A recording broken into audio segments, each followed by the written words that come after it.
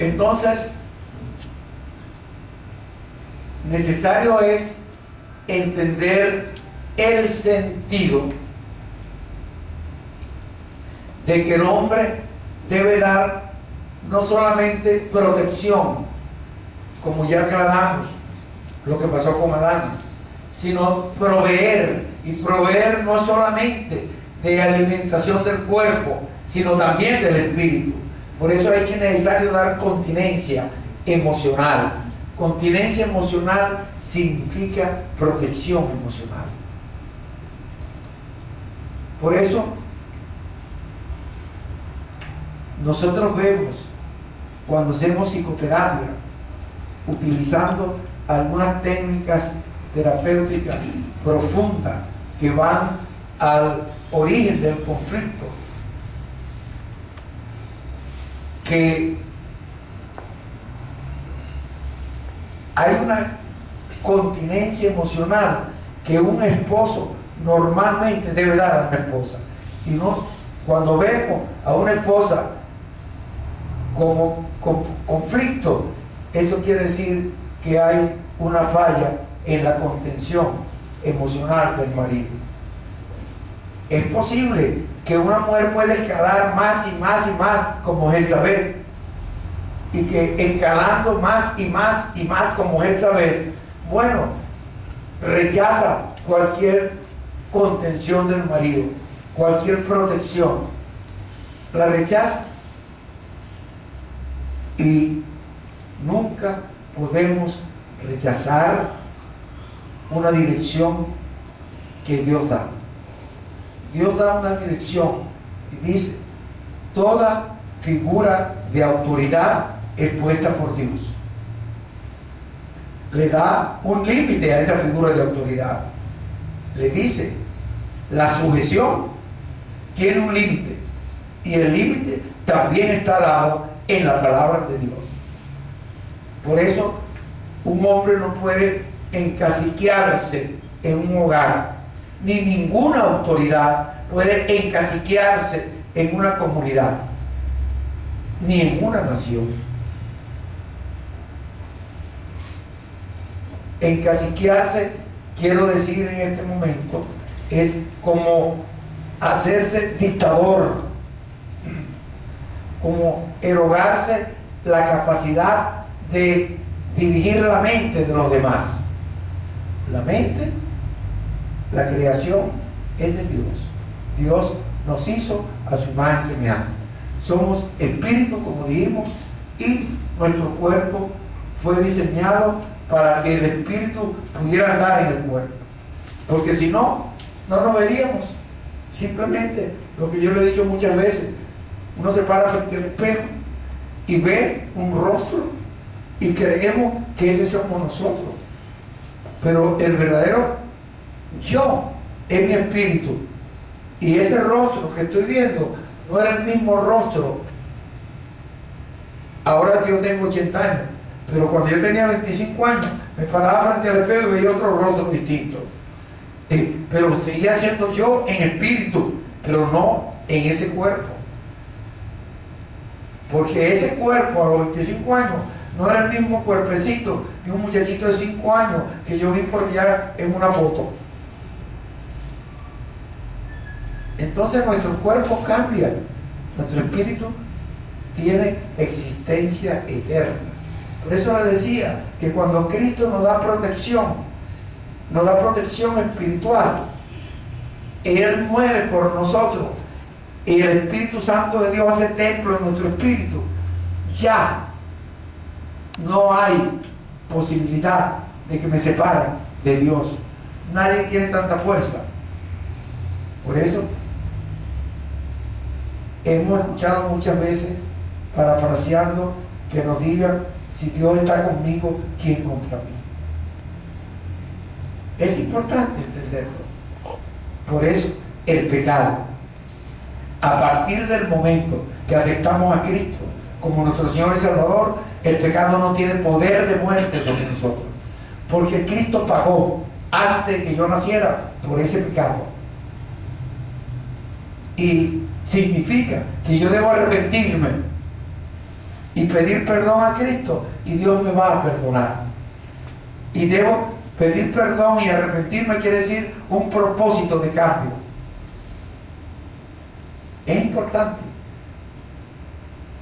que entendamos por qué la Biblia nos dice que el cristiano no practique el pecado. Porque simplemente nos vamos a sentir incómodos frente al malestar que nos produce la conciencia de haber pecado. Porque estamos transgrediendo la división de Dios. Dios nos llamó a amar. Y fíjense que es diferente lo que en el mundo llamamos amor. Dios nos mandó a amar. Y lo que Dios llama amor es poder servir al otro al máximo del sacrificio, que es poder dar la vida de uno por el otro. Y eso es importante entenderlo. Por eso un hombre debe entender que su hogar, formado por él y su mujer, aún sin hijos, es una iglesia de Cristo, si ambos son cristianos. Y es necesario entenderlo, porque Cristo dijo claramente: cuando dos o más, hombre y mujer, o más, hombre, mujer e hijos, estén reunidos en mi nombre, yo estaré entre ellos. Es importante poderlo comprender. Todo hogar cristiano es una iglesia de Cristo.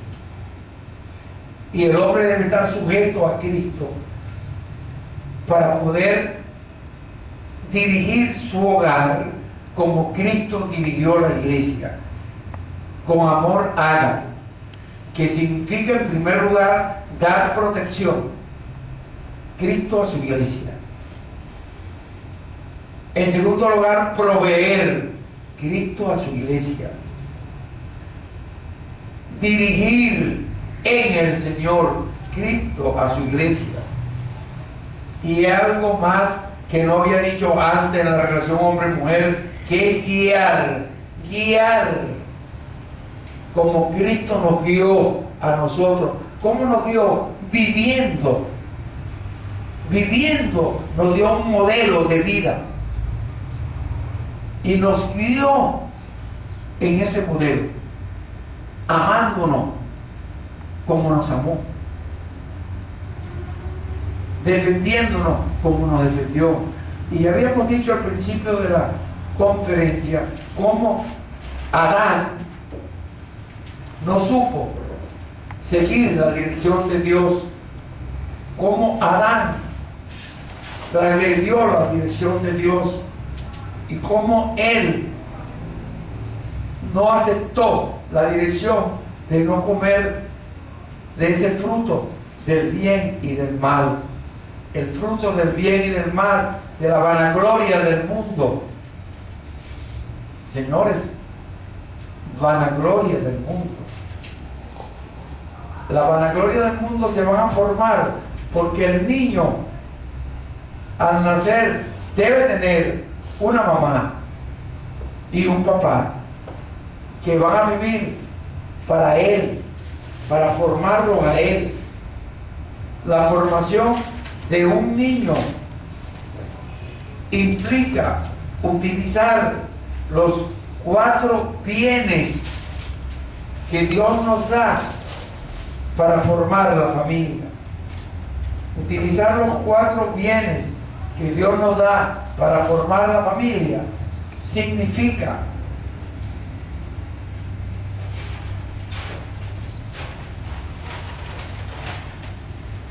el poder tener amor, tiempo de vida, información de crecimiento espiritual, información durante ese tiempo y tener bienes materiales bienes físicos para compartirlo en la formación de nuestros hijos o en la formación de nuestra familia. Es una protección con amor ágape. Dios nos da 4 bienes importantes en la vida.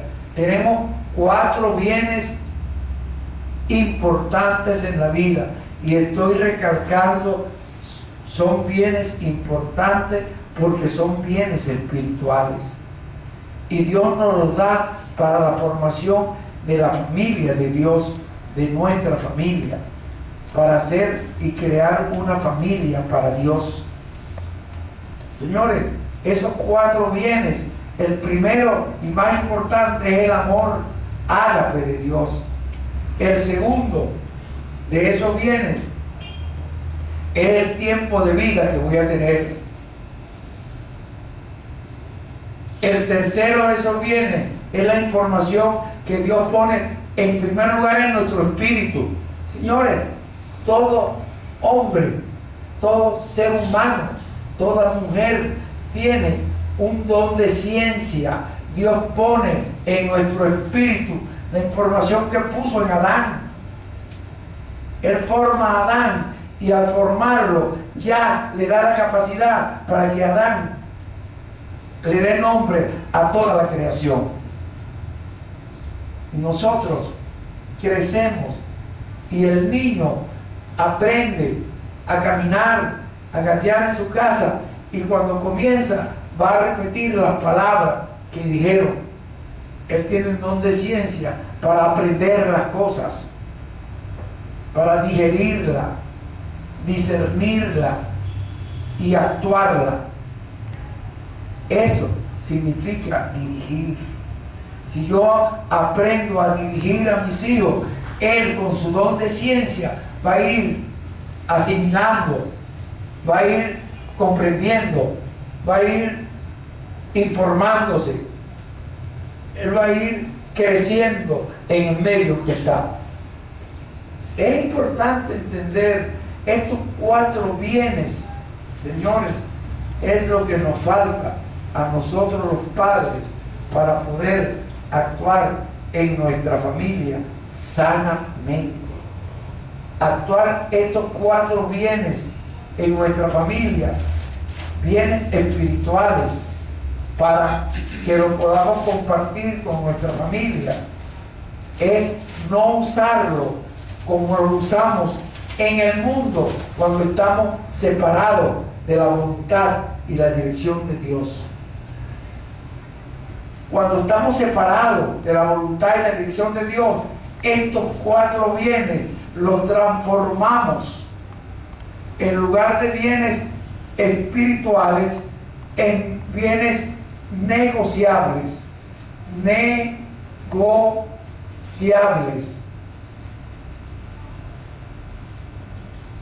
Lo voy a poner aquí en grandecito, aunque no esté en la cabeza, para que pueda verse mejor. Bienes negociables. Negociamos con eso. ¿Y por qué negociamos? Para hacer lo que Adán nos enseñó. Dios le dijo a Adán: no comerás del fruto de la ciencia del bien y del mal. Para que el mundo me vea bien y me observe de una manera con vanagloria. Digo vanagloria porque es una gloria vana. Transformo mis bienes espirituales en bienes negociables para poder tener prosperidad. Prosperidad en el mundo. Prosperidad en el mundo quiere decir para que el mundo me vea próspero. Verme próspero quiere decir verme bien socialmente, verme bien económicamente, verme bien con bienes físicos, una buena ropa, un buen carro, un buen calzado, una buena apariencia, etcétera, etcétera. Pero Dios no me dio estos bienes espirituales para transformarlos en bienes materiales, para que el mundo me vea bien. Eso fue lo que hizo Adán cuando transgrede la dirección de Dios. Y Dios le dice, no puedes comer del fruto del bien y del mal. Pero hasta esta fecha, marzo del 2016, todavía tenemos que pensar si las palabras que nuestro Señor Jesucristo le dijo a los fariseos todavía puede dirigirse a nosotros. Cada quien que haga en su cabeza contrición espiritual, que comprenda, que verifique si las palabras dichas por nuestro Señor Jesucristo a los fariseos todavía en este tiempo pueden ser dirigidos a mí. Cuando digo a mí, me refiero también a cada uno de ustedes que pueden escuchar por internet esta conferencia. Hay dos modelos bíblicos donde nuestro Señor Jesucristo nos clarifica a los fariseos. Dos modelos bíblicos. Nos clarifica a los fariseos. Cuando los llama, discutiendo con ellos, sepulcro blanqueado, cuerda de víboras, que ni entran ustedes ni dejan entrar a otros al reino de Dios, se refería, porque ponen cargas que ni ustedes mismos pueden soportar, que ustedes no han soportado.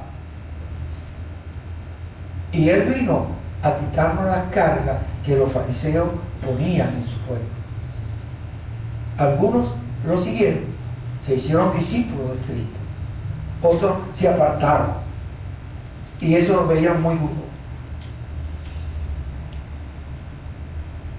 como imposible, porque ya estamos habituados, condicionados a vivir de una manera que no queremos perder. Fíjense, hay otro modelo donde Cristo habla a los fariseos de una manera muy elocuente, pero en mi forma de verlo, muy dolorosa. Muy dolorosa. Es en la primera carta de Corintios, en el capítulo 13.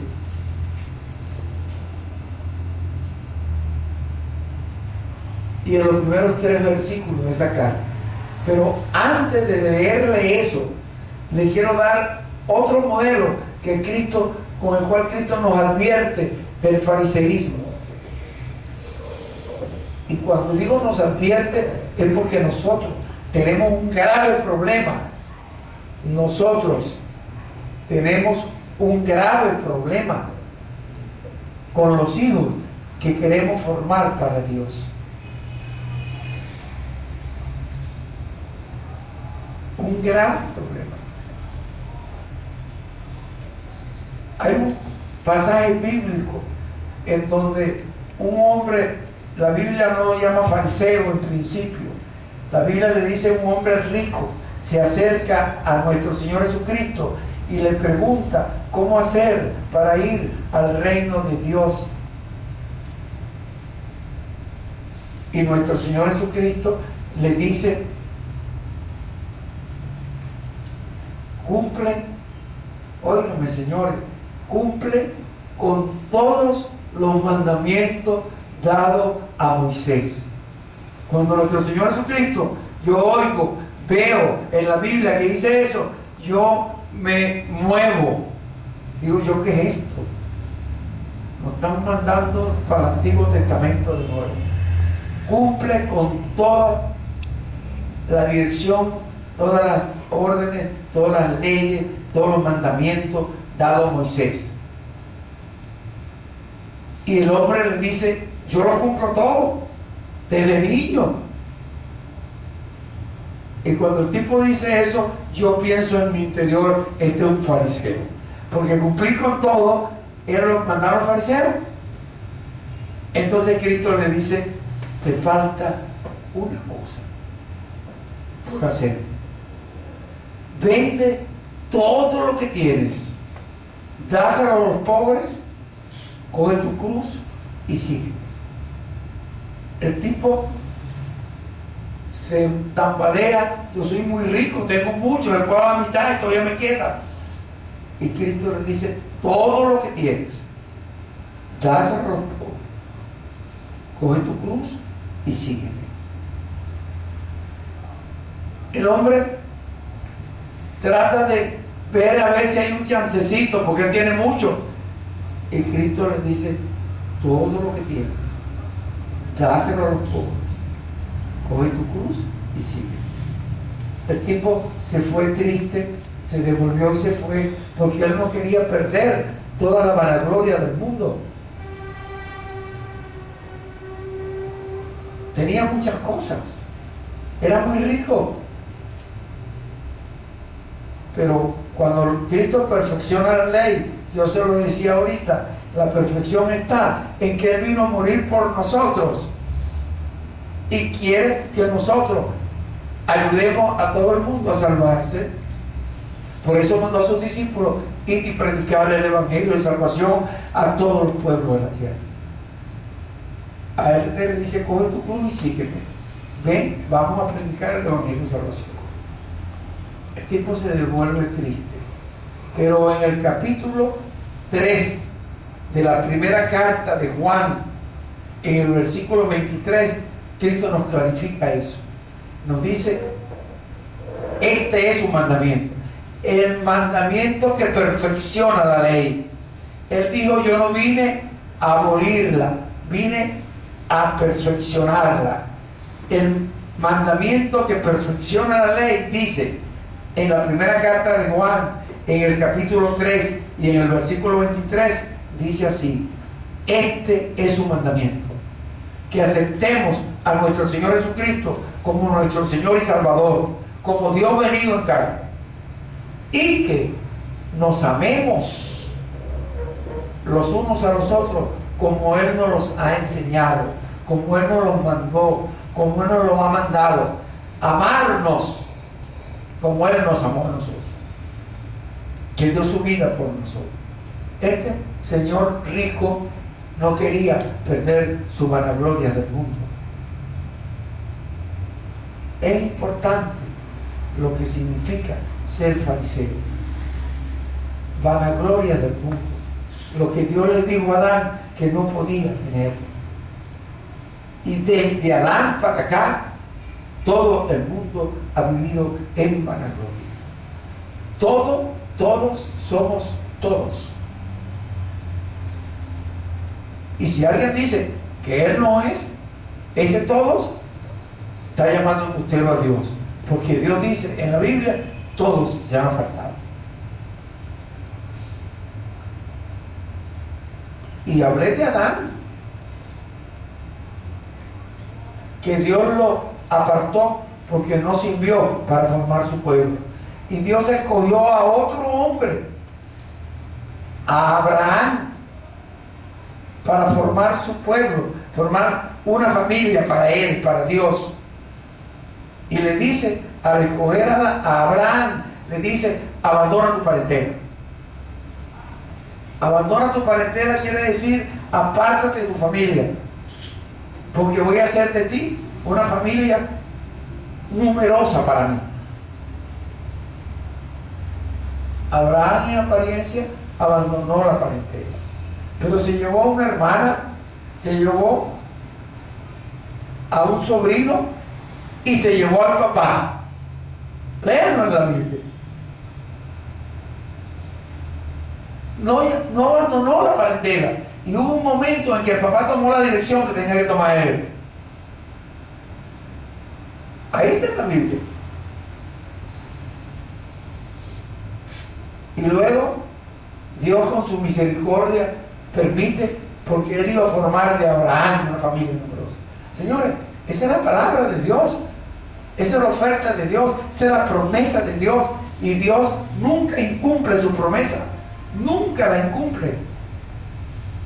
Y aun cuando Abraham hizo cosas y después siguió, Dios le da la promesa de que va a formar de él una familia numerosa. Abraham creyó porque era el padre de la fe, pero la mujer Sara no creyó. Digo yo, perdónenme, esa no, es un chiste mal echado. Ella no era la madre de la fe, pero Abraham era el padre de la fe. Él creyó, pero Sara le dijo: yo estoy muy vieja, ya yo no puedo tener hijos. Y me imagino que le diría: a ti también te falta poco, porque Abraham era más viejo que ella. Entonces, acércate a la esclava y ten hijos con la esclava, para que la esclava nos dé hijos a nosotros dos. Abraham, que era el padre de la fe, si es el padre de la fe, sabía que Dios le iba a dar hijos con Sara, su esposa. Pero él tenía hormonas, el pobre Abraham. Se acercó a la esclava y nació Ismael, el primogénito de Abraham. Ismael, que no era de la promesa. Y luego pasan los años, más de 10 años, alrededor de 15 años, ya estaban más viejos los dos. Sara concibe al hijo de la promesa, a Isaac. Pero ahora habían bandos en esa casa. Habían bandos, señores. El hijo de la esclava y el hijo de Sara. Los dos eran hijos de Abraham, pero las dos mujeres peleando entre ellos, los hijos entre ellos, y Abraham quería a sus dos hijos porque eran hijos de él. Me imagino que entró en tribulación, en aflicción, y entró en oración con Dios, y Dios le dirige y le dice: déjalo que se vaya. Porque a Sara le decía: me saca a esa mujer y a su hijo de mi casa. Y él no quería, ese era su hijo. Y él entró en aflicción, probablemente en oración, y Dios en oración le debe haber dicho: sácame. Así dice la Biblia, que Dios le dijo: déjalo que se vaya, que yo haré de él una nación numerosa, muy rica, con muchos reyes. De todos modos, siguió el crecimiento de Isaac, que era el hijo de la promesa. Pero habían bandos, y en esa situación, en esa decisión de Abraham de obedecer a Dios, yo diría: ¿por qué no lo obedeció antes? Nació Isaac, y ahora él se quedó con Isaac en su casa. Isaac creció en su casa.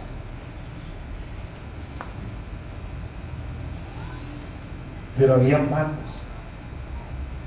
Pero Dios necesitaba que Abraham tuviera el peso de lo que había hecho. Y le dice: sacrifícame a tu hijo. Y Abraham,